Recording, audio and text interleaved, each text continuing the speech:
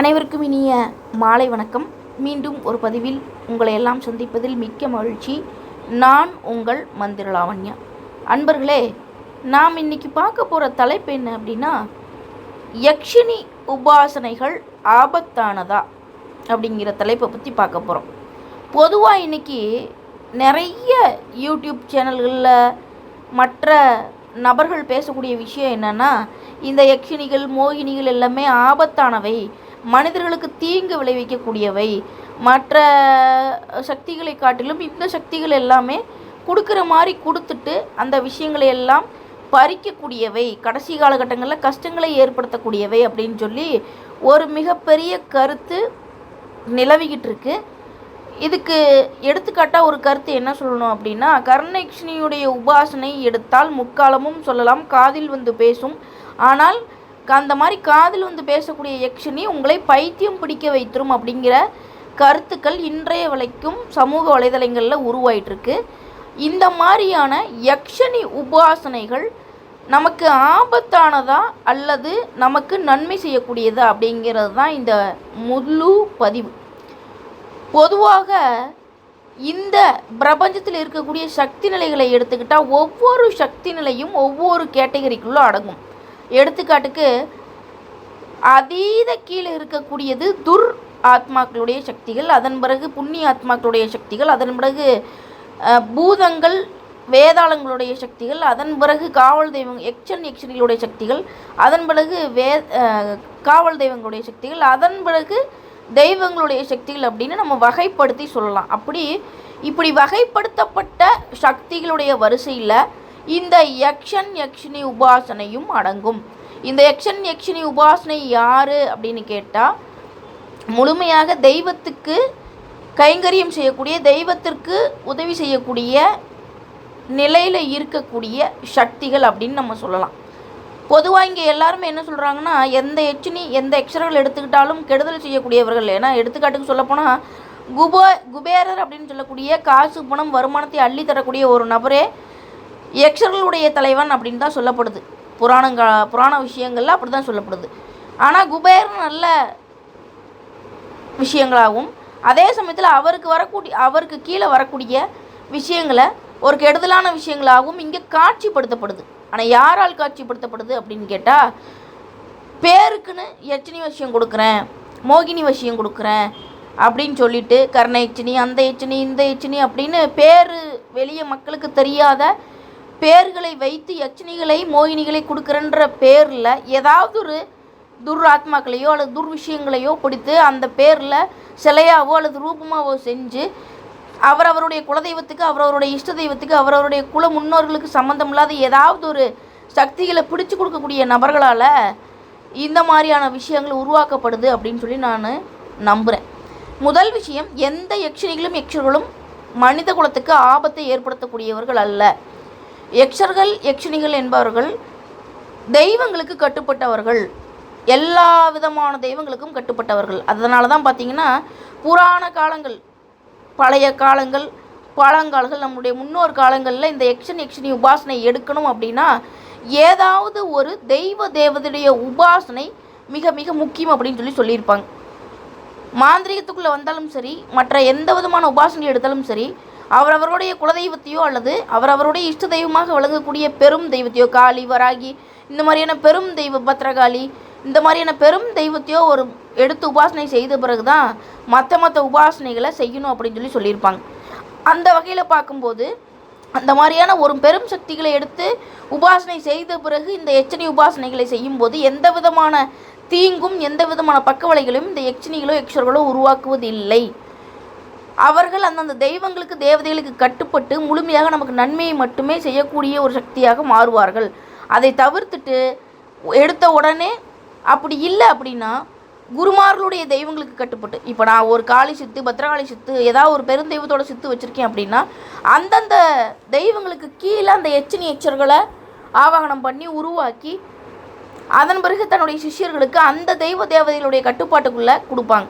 அப்படி கட்டுப்பாடுகளோடும் அதே சமயத்தில் ஒரு தெய்வ தேவதைகளுக்கு கீழே இந்த யக்ஷனிகளை நம்ம உபாசனைகளாக எடுக்கும்போது முழுமையாக 100% எதற்காக எந்த தன்மையுள்ள யக்ஷினி எடுக்கிறோமோ அந்த யக்ஷினியுடைய பலாபலம் நமக்கு கிடைக்கும் அப்படின்னு தான் நம்ம சொல்லணும். ஆனால் இன்றைய காலகட்டத்தில் என்ன ஆகிப்போச்சு அப்படின்னா, இது இன்றைய காலகட்டத்தில் மட்டும் இல்லை, பழங்காலங்கள்லேருந்தே ஒரு சில வழிமுறைகள் என்ன சொல்கிறாங்க அப்படின்னா, யக்ஷினிகளை எடுத்தால் தவறுகள் நடக்கும், குடும்பத்தை ஸ்பாயில் பண்ணிடும், குடும்பத்தை வளர விடாது, கெடுதல் உண்டாக்கும் அப்படிங்கிற போலியான பிம்ப கட்டுக்களை யாரோ ஒருத்தருக்கு நடந்த ஒரு விஷயங்களை வச்சு சொல்கிறாங்க. அப்படி யாருக்கு நடந்திருக்கும் அப்படின்னு கேட்டால், யக்ஷினிகள் மற்ற தெய்வர்கள் எல்லாருமே நீதிக்கும் நியாயத்திற்கும் கட்டுப்பட்ட நபர்கள். அவர்களை நாம் வரமாக ஒரு காரியம் எனக்கு நடக்கணும், எனக்கு முக்காலமும் சொல்லணும், எனக்கு காசு பணம் வரணும், எனக்கு மற்ற அந்தந்த விஷயங்களுக்குள்ளே நான் போகணும் அப்படிங்கிற விஷயங்களை அவர்களோட அனுமதியோடு செய்யாமல் அந்தந்த தேவதைகளை ஏதாவது ஒரு விஷயத்தை வைத்து கட்டுப்படுத்தி அந்த கட்டுப்படுத்தின விஷயங்களை வைத்து அவர்களை ஒரு குறிப்பிட்ட விஷயங்களை செய்ய சொல்லி தூண்டி அவர்களை அடிமையாக வைத்திருப்பதன் மூலமாகத்தான் நமக்கு அந்த மாதிரியான கெடுதல் பலன்கள் எல்லாமே நடக்கும். இதை மக்கள் யாருமே புரிஞ்சுக்கிறது இல்லை. இப்படி புரிஞ்சுக்காம அதை பற்றின முழு புரிதல் இல்லாமல் அல்லது ஏதாவது ஒரு யக்ஷினிகளை பற்றின எக்ஸ்பீரியன்ஸ் இல்லாமல் தான் கேட்ட கதைகளையும் தான் கண்ணதிர காணாமல் சொல்லக்கூடிய காது வழி செய்திகளையும் வைத்துக்கொண்டு யக்ஷர்கள் என்றாலே ஆபத்தை உண்டாக்கக்கூடியவர்கள், அவர்களால் பைத்தியம் பிடிக்கும், அவர்களால் குடும்பம் நாசமாகும்னு சொல்கிற கருத்தை எந்த விதத்திலும் ஏற்றுக்கொள்ள முடியாது. இது நிறைய பேர் இன்றைக்கி செஞ்சிட்ருக்காங்க.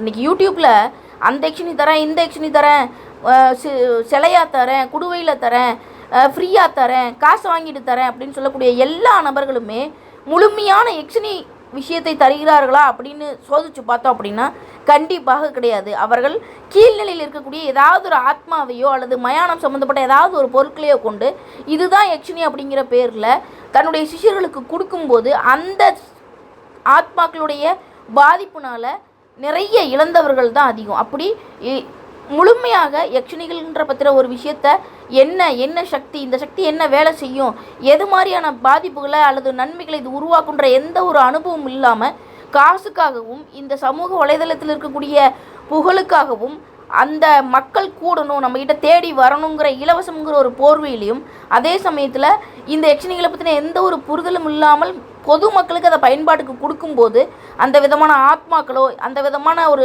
கீழ்நிலையில் இருக்கக்கூடிய சக்திகளோ ஒரு குறிப்பிட்ட காலத்துக்கு வேலை செஞ்சுட்டு அதன் பிறகு அதோடைய சுயரூபத்தை காட்டி அந்த குடும்பத்தையோ அல்லது அந்த சம்மந்தப்பட்ட நபருக்கோ கஷ்டங்களை கொடுக்கும்போது, நான் இந்த யக்ஷினி வாங்கிட்டு வந்தேன் அதனால் எனக்கு பிரச்சனை ஆகி போச்சு, இந்த யக்ஷினி வாங்கிட்டு வந்தேன் அதனால் எனக்கு என் குடும்பம் சீரழிஞ்சு போச்சுங்கிற ஒரு தவறான பாதைக்கு பொதுமக்களை திருப்புகிறார்கள். ஒரே விஷயம் நான் சொல்கிறேன், எந்த தேவதையாக இருந்தாலும் மாந்திரீகவாதிகளுக்கென்று பயன்படக்கூடிய ஒரு யக்ஷினிகளும் தெய்வங்களும் உண்டு.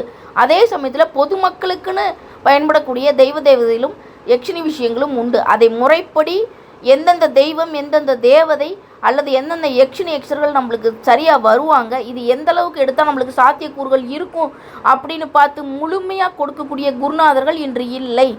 அனைவருமே ஏதாவது ஒரு சுயநல நோக்கத்திற்காக ஏதாவது ஒரு சக்தியை பிடிச்சோ அல்லது சக்தி நிலையே இல்லாமல் சிலையோ அல்லது எந்திர வழிபாட்டையோ அல்லது முறையான வழிபாட்டு முறைகள் இல்லாமல் முறையான உபாசனை முறைகள் இல்லாமல் கொடுக்கறதுனாலையும் மக்கள் குறைந்த காசுக்கு கிடைக்குது, இல்லை இலவசமாக கிடைக்குது, இல்லை நமக்கு பூஜை முறைகள் எல்லாமே நம்மளுக்கு சாதகமாக இருக்குது, எத்தனை மணிக்கு வேணாலும் பூஜை பண்ணலாம், என்ன படையல் முறை வேணாலும் வைக்கலாம், இது கட்டுப்பாடுகள் கிடையாது, எப்படி சொன்னாலும் கேட்கும், என்ன விஷயத்தை கேட்டாலும் செஞ்சு கொடுக்கும் அப்படிங்கிற ஆசை வார்த்தைகளுக்கு உடன்பட்டு அந்த விஷயங்களை பெறும்போது தான் அதற்குண்டான தவறான வழியில் தவறான முயற்சியை ஏற்படுத்தும் போது தவறான மந்திர ஜபங்களை பண்ணும்போது இந்த யட்சணிகள் கண்டிப்பாக ஆபத்தை உருவாக்குவார்கள்.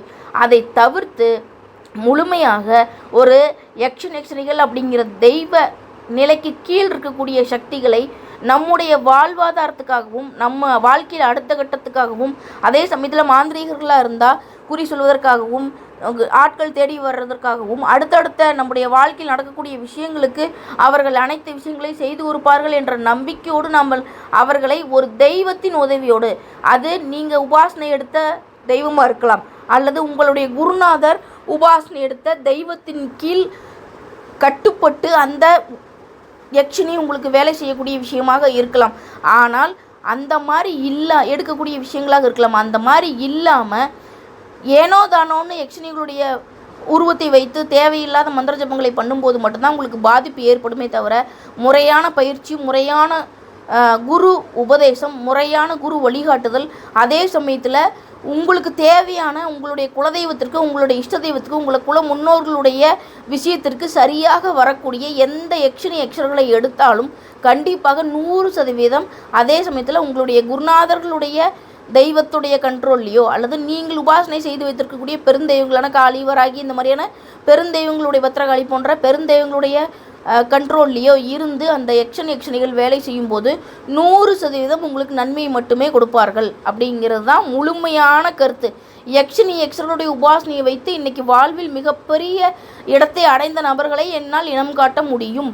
என்னால் அவர்கள் எந்த அளவுக்கு வாழ்க்கையில் முன்னேறி இருக்காங்க அப்படிங்கிறத காமிக்க முடியும். அதே சமயத்தில் தவறான உபாசனை, தவறான வழிமுறை, தவறான மந்திர உபதேசம், ஒன்றுமே இல்லாத, அதாவது கீழ்நிலையில் இருக்கக்கூடிய ஆத்மாக்களையோ தெய்வ சம்பந்தம் இல்லாத விஷயங்களையோ பிடித்து இதுதான் யக்ஷினி கொடுக்கக்கூடிய சில நபர்களால் ஏற்பட்ட விளைவுகளை சந்தித்த நபர்களையும் என்னால் காட்ட முடியும். அதனால் இதில் யக்ஷர்களை மட்டும் குறை சொல்வது மிக மிக தவறு. அவர்கள் தெய்வங்களுக்கு கீழ் வேலை செய்யக்கூடிய சக்தி நிலை. அவர்களை நம் முறையாக பயன்படுத்தினால் கண்டிப்பாக நமக்கு நல்லது நடக்கும். அதே சமயத்தில் முறையற்று தேவையில்லாத விஷயங்களை ஏற்படுத்தி கொண்டு அவர்களை பயன்படுத்த நினைத்தால் கண்டிப்பாக பின்விளைவுகள் ஏற்படும். நீங்கள் பண்ண வேண்டிய தப்பையெல்லாம் சம்மந்தப்பட்ட நபர்கள் பண்ணிவிட்டு இந்த யக்ஷர்கள் மேலே பழி போடுறது எந்த விதத்துலையும் நியாயம் இல்லை. எடுத்த உடனே இது ஒரு யக்ஷினி பொம்மை, இது ஒரு யக்ஷினி கொடுவை, உங்களுக்கு அதை செய்யும் இதை செய்யும், நீங்கள் சொன்னதெல்லாம் செய்யும், நீங்கள் செய்கிறத நீங்கள் என்ன செஞ்சீங்களோ அதுக்கு சப்போர்ட் பண்ணும், நீங்கள் தவறான காரியங்கள் பண்ணாலும் அதுக்கு சப்போர்ட் பண்ணும், இப்படிங்கிறதெல்லாம் முழுக்க போய் சோசியல் மீடியாவில் வரக்கூடிய மற்றும் விளம்பரங்களில் வரக்கூடிய விஷயங்களை நம்பி அந்த விஷயமே தெரியாத கீழில் இருக்கக்கூடிய ஆத்மாக்களை யக்ஷினிகள் என்ற போர்வையில் பிடித்து உங்கள் தலையில் கட்டக்கூடிய எந்த நபரையும் நம்பாதீர்கள். நான் இதை முழுமையாக தான் சொல்கிறேன். யக்ஷினிகள் என்பவர்கள் தெய்வத்திற்கு கீழ் வேலை செய்யக்கூடிய ஒரு சக்தி நிலை. அந்த சக்தி நிலையை முழுமையாக பிடித்தால் நல்லது நடக்கும். நன்றி, வணக்கம்.